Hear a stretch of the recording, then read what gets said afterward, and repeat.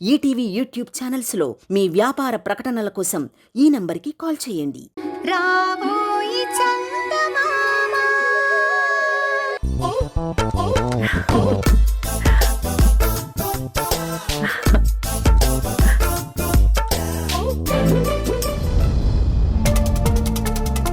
సిద్ధు ఆగు, సిద్ధు ఆగు. ఏంటలా పిలుస్తుంటే వెళ్ళిపోతున్నావు? ఏంటి ఏంటేంటి? ఇందాక నువ్వు చంద్రిక కలిసి వెళ్లారు కదా. అవును, వెళ్ళాం. మరి నువ్వు ఒక్కడివే వచ్చావు, తనేమైంది? నాకంటే ముందే వచ్చింది కదా. ఏంటి, నీకంటే ముందే వచ్చిందా? వస్తే ఏది ఇంట్లో కనిపించాలి కదా. అదేంటి, ఇందాకనే పాప ఏడుస్తుంది, నేను అర్జెంటుగా వెళ్ళాలని సడన్ గా ఉన్నట్టుండి నన్ను వదిలేసి వచ్చింది. పాప ఏడుస్తుందా? అసలు పాప ఎప్పుడు ఏడ్చింది? పాప ఏడుస్తుందని ఎవరో ఫోన్ చేశారు. ఆ ఫోన్ వినగానే నాతో మాట్లాడే మనిషి నేను పాపను చూసుకోవాలని ఉన్నపళంగా వచ్చేసింది. తనతో అలా సరదాగా బయటికి వెళ్ళి హాయిగా కబుర్లు చెప్పుకుందాం అనుకున్నాను. చా, ఈ పాప ఒకటి నా ప్రాణానికి. తులసి ఆగు. ఏంటమ్మగారు? పాప ఏడుస్తుందని చంద్రికకి ఏమన్నా ఫోన్ చేశావా? లేదమ్మా.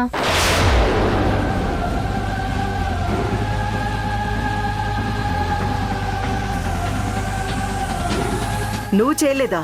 లేదమ్మా, నేనేం చేయలేదు. అయినా పాప ఇప్పుడు ఏడ్చింది. ఇదిగో ఇప్పుడే నిద్రలోంచి లేస్తే ఇలా తీసుకొని వస్తున్నాను. అయినా నేను చంద్రికమ్మకు ఫోన్ చేసినానని మీకెవరు చెప్పినారు?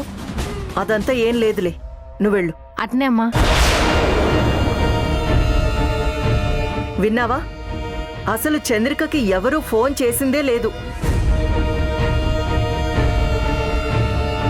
అలా నా నుంచి తప్పించుకోవాలనుకునే మనిషి అసలు నన్ను బయటికి ఎందుకు తీసుకెళ్ళింది? సిద్ధు, బయటికి వెళ్దామని నువ్వు అడిగావా లేదా తను తీసుకెళ్ళిందా? నేను మామూలుగానే పలకరించాను, వెంటనే బయటికి వెళ్దామని తీసుకెళ్ళింది. నిన్ను బయటికి తీసుకెళ్లి ఏమడిగింది?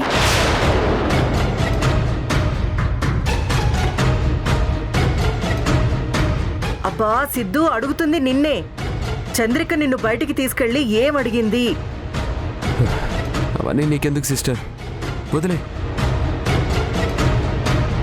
రే పిచ్చోడా, నీకు తెలియకుండా పెద్ద ప్రాబ్లంలో ఇరుక్కుపోతున్నావు. అసలు ఏం జరిగిందో చెప్పు. ఏమడిగింది? నా ఫ్లాష్ బ్యాక్ అంతా అడిగింది. నీ ఫ్లాష్ బ్యాకా? నీ ఫ్లాష్ బ్యాక్ తనకెందుకు? ఏమో, అవన్నీ నాకేం తెలుసు.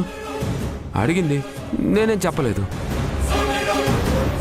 అంతలో ఫోన్ వచ్చినట్టు నటించింది. పాప ఏడుస్తుంది, నేను అర్జెంటుగా వెళ్ళాలని అక్కడి నుంచి వెళ్ళిపోయింది. నేను ఇంకా ఇంటికి వచ్చింది అనుకున్నాను, కానీ ఇక్కడికి వచ్చాక తెలిసింది తను ఇంకా రాలేదని. పాప ఏడుస్తుందని చెప్పి ఇంటికొచ్చింది. మరి ఇంటికి బయలుదేరిన మనిషి ఇంటికి రాకుండా మరెక్కడికి వెళ్ళినట్టు?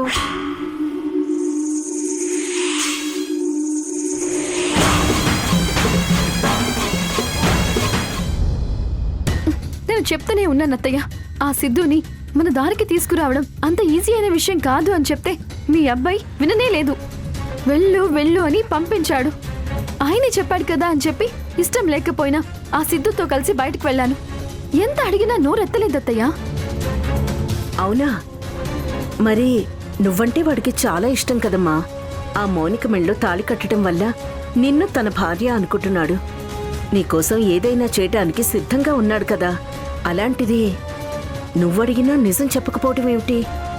అత్తయ్య, నా మీద అతనికి ఇష్టం ఉండే ఉండొచ్చు, కానీ వాళ్ళ నానంటే చాలా భయం ఉంది. ఆ భయాన్ని దాటి నిజాలు చెప్తాడు అన్న నమ్మకం నాకు కలగట్లేదు.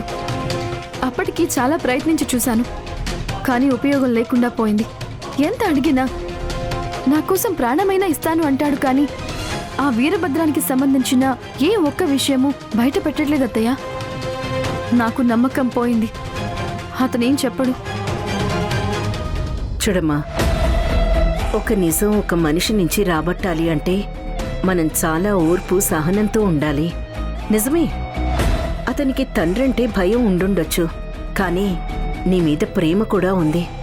అతను నిన్ను తన భార్య అని నమ్ముతున్నాడు. కొంచెం జాగ్రత్తగా హ్యాండిల్ చేస్తే సిద్ధు నుంచి నిజాలు రాబట్టడం పెద్ద కష్టమైన విషయం ఏం కాదు. కాకపోతే ఇమీడియట్గా జరగకపోవచ్చు, కొంచెం టైం పడుతుంది. ఏమో అత్తయ్య, నాకంత ఓపికతో అతనితో మాట్లాడడం అంటే వాళ్ళంతా కంపరం పుడుతోంది. వాణ్ణేదో విధంగా మాటల్లో పెట్టి అతని దగ్గర నుంచి నిజాలు రాబడితే మన సమస్యలన్నీ పరిష్కారం అయిపోతాయి. ఆ లక్ష్మి గారికి నిజాలన్నీ బయట పెట్టామంటే మనం ఇక్కడ ఉండాల్సిన పనిలేదు, మన దారిన మనం వెళ్ళిపోవచ్చు. మనకు వాడు తప్ప వేరే సోర్స్ లేదు. ఆ వీరభద్రం బయటపడ్డు, వాళ్ళమ్మ అస్సలు బయటపడదు. ఇప్పుడు మనకు నిజం చెప్పాల్సింది ఆ సిద్ధు ఒక్కడే. అతని నుంచి మనం నిజాలు రాబట్టాలి. సాక్ష్యాలు లేకుండా మనం ఏం చెప్పినా లక్ష్మి గారు నమ్మరు. లక్ష్మి గారి కాదు, ఈ ప్రపంచంలో ఎవ్వరూ నమ్మరు. పైగా ఇదేమీ చిన్న విషయం కాదు కదా. ఏమో అత్తయ్య, ఇంకోసారి మీ అబ్బాయితో మాట్లాడి చూస్తాను. ఇప్పుడు వాడు చాలా బిజీగా ఉన్నాడమ్మా. ఆ వీరభద్రం రాయుడి కూతుర్ని కిడ్నాప్ చేసి దాచిపెట్టాడు. ఆ పిల్ల ఎక్కడుందో వెతకడం కోసం భరత్ తిరుగుతున్నాడు. ఏంటి, రాయుడు కూతుర్ని కిడ్నాప్ చేశారా? ఎప్పుడు? కాలేజ్కి వెళ్ళిన అమ్మాయి ఇంతవరకు ఇంటికి రాలేదు. రాయుడు వచ్చి చాలా బాధపడిపోయాడు. పాపం, అతనుకున్న ఒక్కగానొక్క కూతురు. అతని బాధ చూసి భరత్ మాటిచ్చాడు. ఆ వీరభద్రుడి నుంచి ఎలాగైనా సరే ఆ అమ్మాయిని తీసుకొచ్చి తనకి అప్పగిస్తా అన్నాడు. ఆ పనిలో చాలా బిజీగా ఉన్నాడమ్మా. నువ్వే ఎలాగైనా సరే ఆ సిద్ధును ఒక దారికి తీసుకొచ్చి మనం అనుకున్నట్టుగా అతని నుంచి నిజాలు రాబట్టాలి. ఇది నీ బాధ్యతమ్మా. ఏం చెప్పినా సరే అని తలాడించే మనిషి ఆ ఒక్క వీరభద్రం విషయంలోనే ఏమీ బయట పెట్టలేదు అత్తయ్య. ఆలోచిస్తున్నాను, ఏదో విధంగా సిద్ధుని దారిలోకి తీసుకొచ్చి అతని ద్వారా నిజాలు బయటికి కక్కిస్తాను. వస్తానత్తయ్య.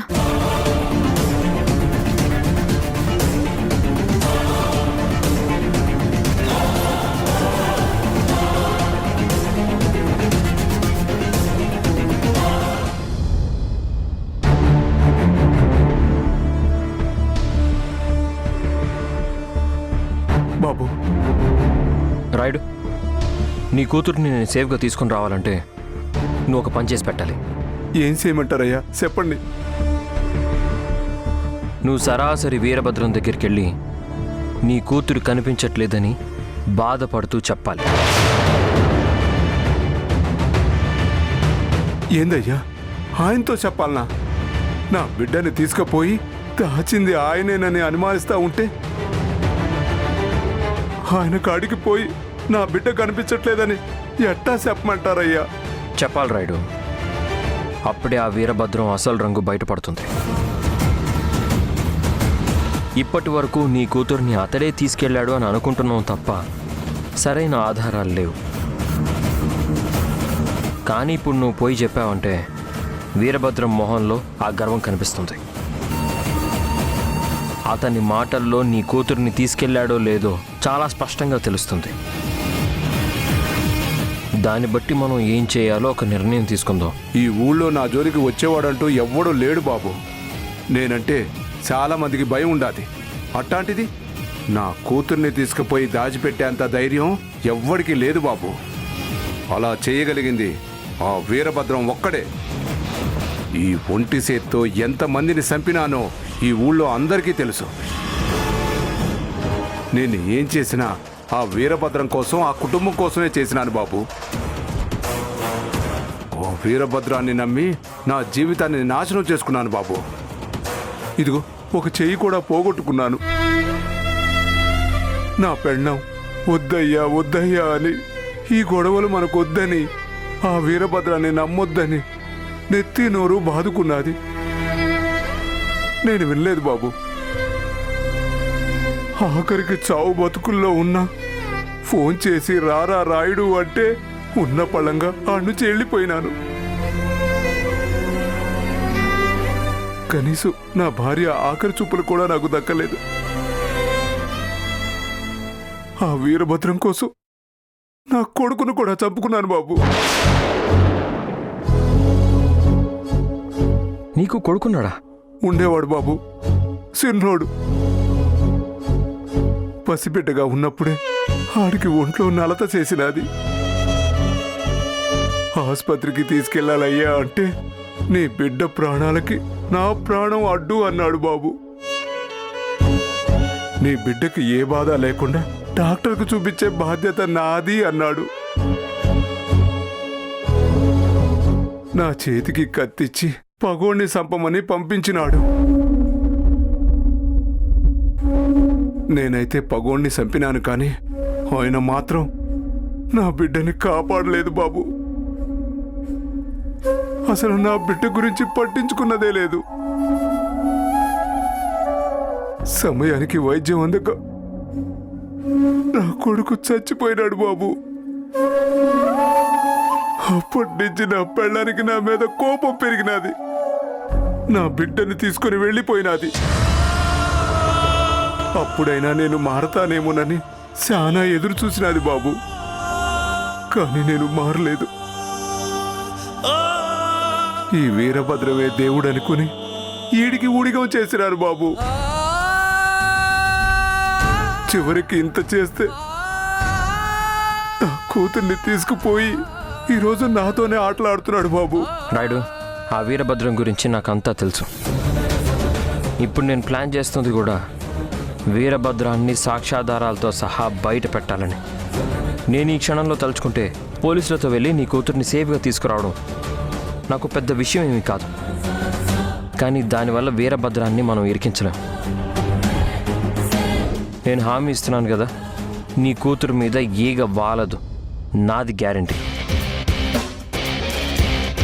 మనం అనుకున్నది పూర్తయ్యేంత వరకు నువ్వు వీరభద్రాన్ని నమ్ముతున్నట్టుగానే ఉండాలి. వెళ్ళు, వెళ్ళి వీరభద్రం దగ్గర కన్నీళ్లు పెట్టుకుంటావు, బతులాడుకుంటావు, నీ ఇష్టం. నా బిడ్డని మాత్రం కాపాడండి అని మాత్రమే చెప్పు.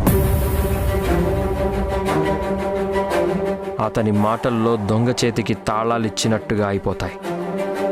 దానివల్ల నీ బిడ్డ సేఫ్గా ఉంటుంది.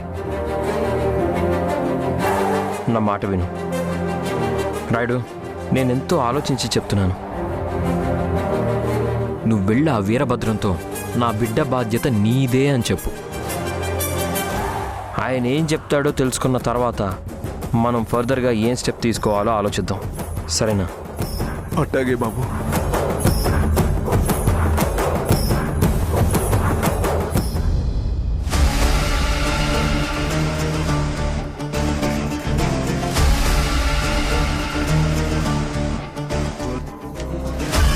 అయ్యా, అయ్యా, ఏందిరా రాయుడు, ఎట్టా వచ్చున్నావో? నిన్ను రమ్మని నేనేమి కబురు చేయలేదే. కబురు చేస్తేనే రావడానికి నువ్వు ఆలోచించేవాడివే. ఈరోజు పిలవకుండానే వచ్చినావేంది? అయ్యా, నా కూతురు కనిపించడం లేదయ్యా. ఏంది? ఏమంటా ఉండావు? నీ కూతురు కనిపించట్లేదా? యాడికి పోయి ఉండదురా? ఏమోనయ్యా, అదే అర్థం కావట్లేదు. ఒక్కగానొక్క కూతురు ఏమైందో యాడుండాదో తలుచుకుంటేనే నాకు భయంగా ఉండదయ్యా. కొంచెం మీరే ఏదైనా చేసి పెట్టాలయ్యా.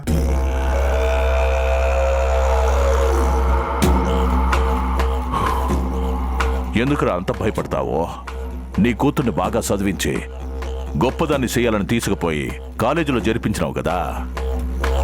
కాలేజీ చదివే పిల్ల ఎడన తప్పిపోతుందా ఏంది? అదే వచ్చిందిలే, కంగారు పడబాక. లేదయ్యా, రోజు కాలేజీ అయిపోగానే ఇంటికి వచ్చేది. ఈ రోజు మాత్రం ఇంతవరకు ఇంటికి రాలేదయ్యా. ఫోన్ చేస్తే ఫోన్ కూడా తీయట్లేదయ్యా.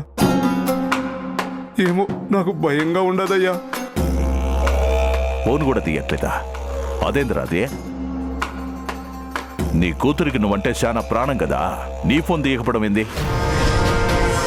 ఒకవేళ ఏమన్నా ప్రేమ గీమలో పడిపోయి ఉండదేమో చూసుకున్నావా?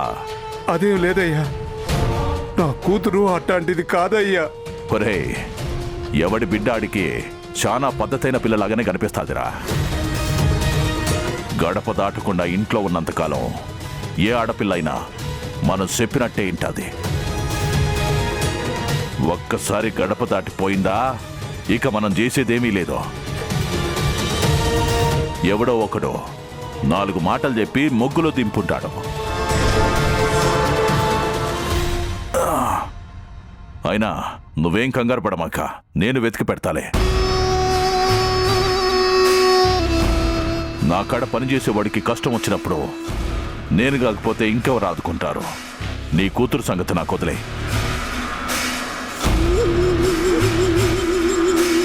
అది సరే గాని ఆ భరత్ సంగతి ఏం చేసినావురా?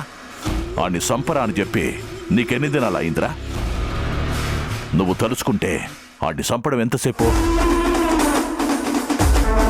అదే నీ కూతురు కనిపించలేదనేసరికి మాత్రం పరిగెత్తుకుంటా నా కాడికొచ్చుండావు. రే, ఇప్పటికైనా మించిపోయింది ఏమీ లేదు. ఆ భరత్ గాడిని చంపే నీ కూతురు యాడుండా తీసుకొచ్చి నీకు అప్పగించేస్తా.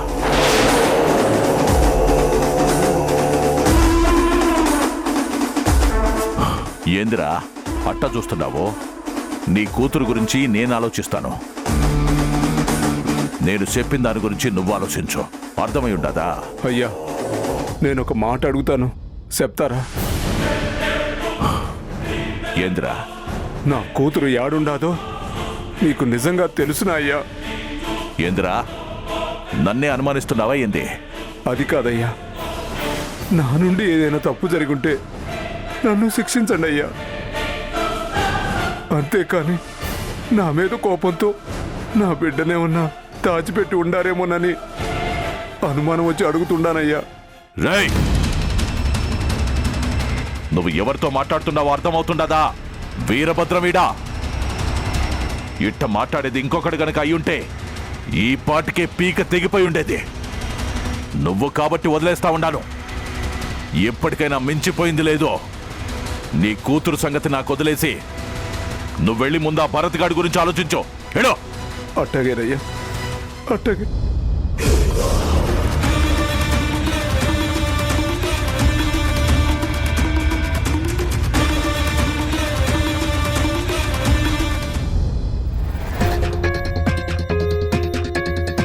సిద్ధు, ఇప్పటికైనా అక్కడ ఏం జరిగిందో కరెక్ట్గా నాకు చెప్పు.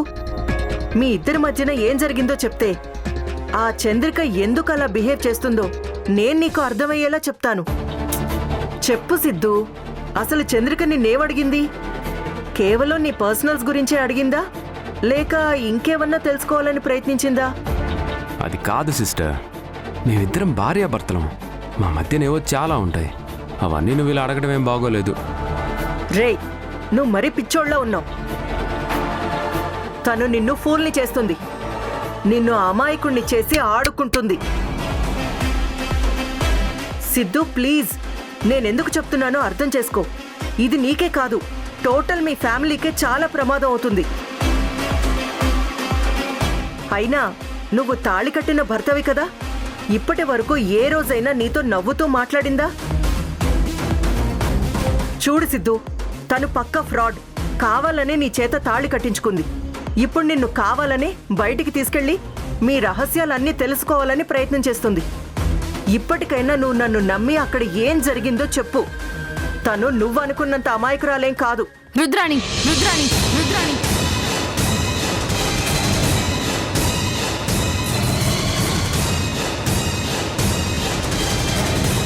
నీకేం పని పాట లేదా? పోనీలే కదా నీ ఇంట్లో ఉండనిస్తే ఏకంగా మా ఇంటికి ఎసరు పెడుతున్నావా? నేను ఎసరు పెట్టడం కాదు, నువ్వే ఈ ఇంటికి ఎసరు పెడుతున్నావని అర్థమయ్యేలా చెప్తున్నాను. నువ్వు సిద్ధుని బయటికి తీసుకుని వెళ్ళావు కదా, అక్కడ అతన్ని ఒంటరిగా వదిలేసి నువ్వు ఒక్కదానివే ఎందుకు అక్కడి నుంచి వెళ్ళిపోయావు? అలా వెళ్ళిన దానివి ఇంటికి రాకుండా ఇప్పటి వరకు ఎక్కడున్నావు? పాప ఏడుస్తుందని ఏదో ఫోన్ వచ్చినట్టు నటించావంట. కానీ పాపేమో ఇక్కడ నిద్రపోతూ ఉంటే నీకెవరు ఫోన్ చేశారు చెప్పు? అసలు ఇవన్నీ అడగడానికి నువ్వెవరు? హా? నీకేం పని? అరే ఏంటి సిద్ధు, నీ కళ్ళ ముందే నీ భార్యని పట్టుకుని ఇలా మాట్లాడుతుంటే నువ్వేం నోరు మెదపవేంటి?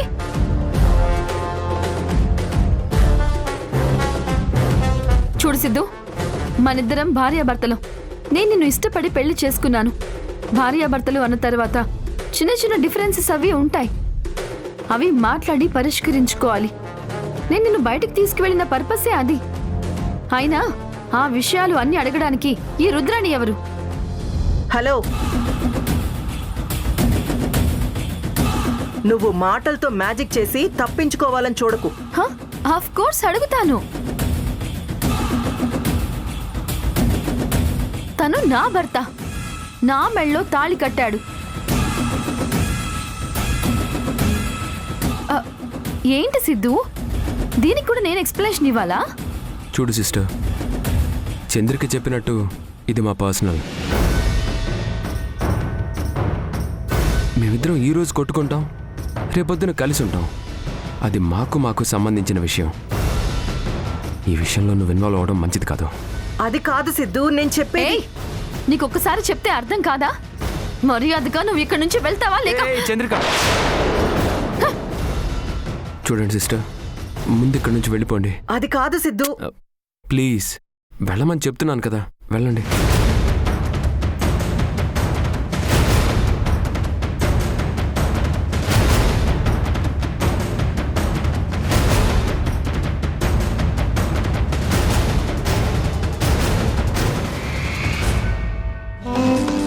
సిద్ధుని పెళ్లి చేసుకుని హ్యాపీగా ఉన్నట్టు నటిస్తూ తన పర్సనల్స్ లాగాలని చూస్తున్నావు.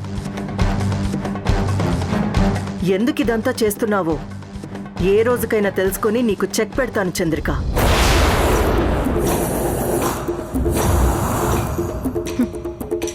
ముందు ఈ సిద్ధు దగ్గర నుంచి ఆ వీరభద్రం మ్యాటర్ తెలుసుకున్న తర్వాత ఈ రుద్రానికి పర్మనెంట్ గా చెక్ పెట్టాలి.